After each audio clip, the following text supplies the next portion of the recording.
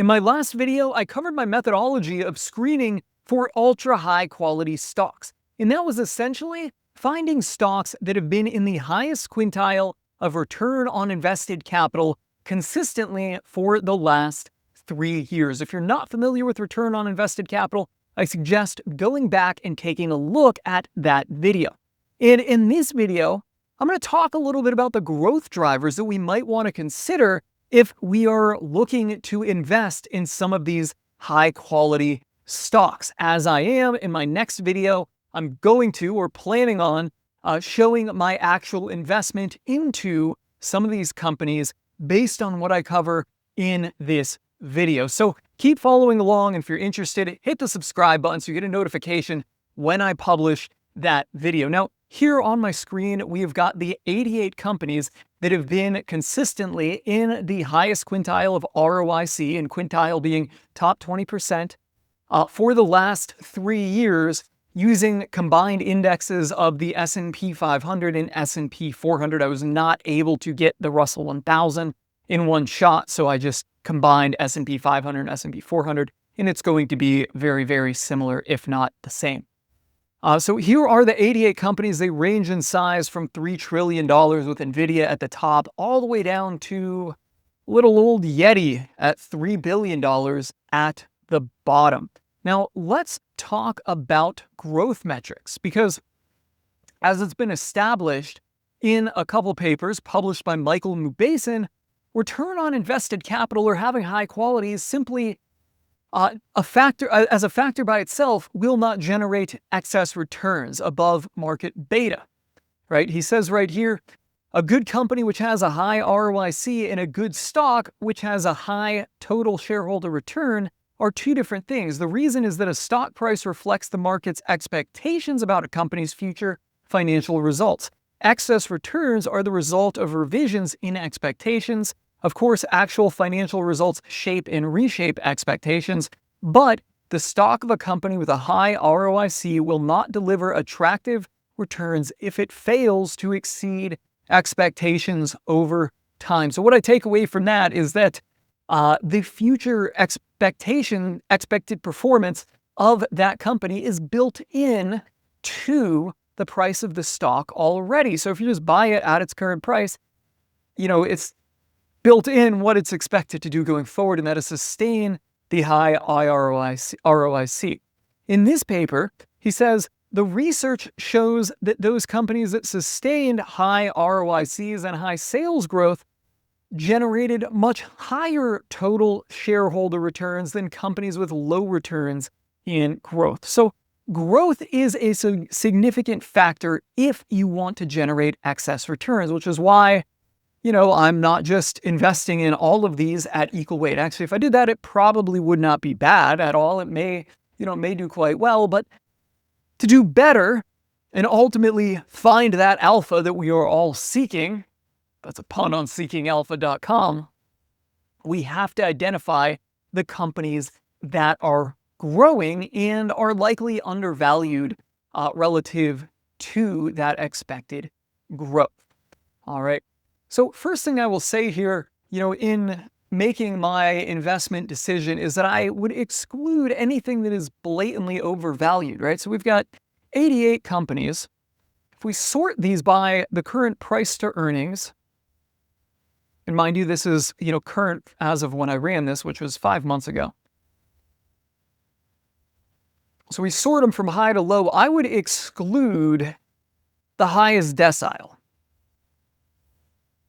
right? Because this is going to be the highest decile relative to this group of high ROIC stocks. I would say these ones are relatively overvalued already, so, let's not invest in them. There's not much opportunity here. And, I have not done formal backtesting on this. I have followed, this strategy and these baskets of stocks in the highest quintile of ROIC consistently. I followed them for several years at this point, and I have found that the companies that are already, loftily valued, have a high price to earnings, typically don't do well going forward. So let's get the 10 of them. What I was going to do was exclude them, right? Or just, just make them that gray color so we know. I guess at this point, I'm not going to exclude them. And then there's a couple metrics I've looked at. First being the price change, growth metrics, the price change in the past 12 months. This would be momentum. Stocks that have gone up a lot in the past 12 months, and they are fundamentally high quality companies. They're generating returns on invested capital that are in excess of their weighted average cost of capital and are theoretically building value or creating value, are likely to, keep growing going forward. I would say that the trend of their price is likely to keep going up at a stable rate. These are not stocks that are, like a frog in a frying pan, just jumping around. You could look at this price change over the last 12 months and see what has momentum and invest in that. If we did that, that would lead us to Texas Pacific Land Corp, Interactive Brokers, and a whole slew of them. And actually, this has actually shown to do quite well. Estimated revenue growth over the next 12 months, using revenue growth as a metric, has shown to do quite well. I've looked at earnings per share growth. That doesn't do quite as well as, investing based on 12-month momentum or estimated revenue growth. And then dividend yield. And my theory behind looking at this was companies that, are paying a dividend or a high dividend are, likely out of room to reinvest and grow the business. Subsequently, they're just distributing dividends. And therefore, they would not generate any high total shareholder returns. This as a metric has not really done so well in the context of these high ROIC companies. Revenue growth estimated and 12-month momentum has shown to do pretty well in my simple research on things. So I would consider those, and I think it's important to point out that from the Mubasin paper, they're saying he's looked at high sales growth as a metric to ultimately, separate companies among the group of high ROIC companies and found that there is some premium there. So that kind of goes along with what I'm finding. But what if there was something more radical here? And this is going to be pretty radical because this totally goes, completely out of the left field of quantitative analysis. But that would be, what if we could invest, or what if we invested in companies that we're in markets or industries with tailwinds, right? Like they were just growing already. Everything around them was growing, and simply invested in them. And my theory behind that is that it is much easier to grow a business in a tailwind than it is to fight a headwind. And I say that as a small business owner and investor myself. I've owned businesses and currently do own businesses that are in both headwinds and tailwinds. And when you're in a headwind, it's just like everything you do just makes money and it just does very well. And if you've got a good business in a tailwind, it just does fucking great, right? Like everybody in a tailwind does good, but a good business in a tailwind does fucking great. I don't know how else to say that. But then you can have a good business that's facing a headwind and it's like everything you do is just a fight to stay, head above water and not really go out of business or just not lose market share. Your competitors that might not have a good business, they're drowning, right? Like they're falling out. But at the same time, you are not growing when you are facing a headwind. And sometimes no matter how hard you really fight, there's not much you can do except for just ride the market. I mean, whether that's, cyclicality or something else. It's just really difficult to grow a business when you're facing that headwind. So what if we could invest based on tailwinds?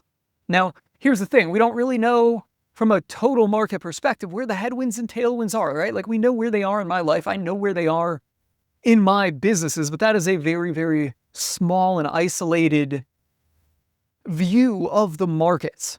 That's where I think we could use AI. What if, hear me out on this is radical. What if we took these companies, popped the list into an AI model and said, this right here. Which of these 10 stocks do you think are the most likely to benefit from tailwinds over the next 2 years? And I use 2 years because I think it's a short enough time that a forecast is reasonable, right? If you're going to forecast out 10 years, that's kind of too long, right? 10 years, a lot of things can happen, but 2 years is fairly short and reasonable. And B, that was A, from holding perspective, B, you're generating less capital gains the longer you hold it, right? So I'm trying to avoid short-term capital gains here.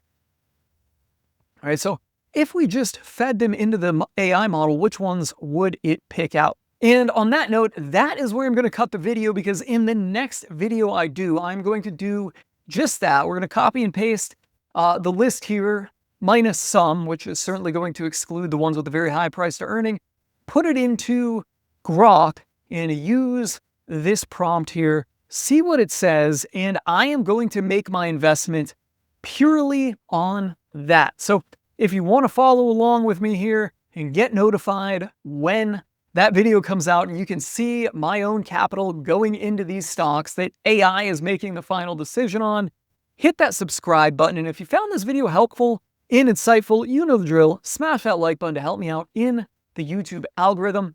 I am calling it a wrap and signing off on that note.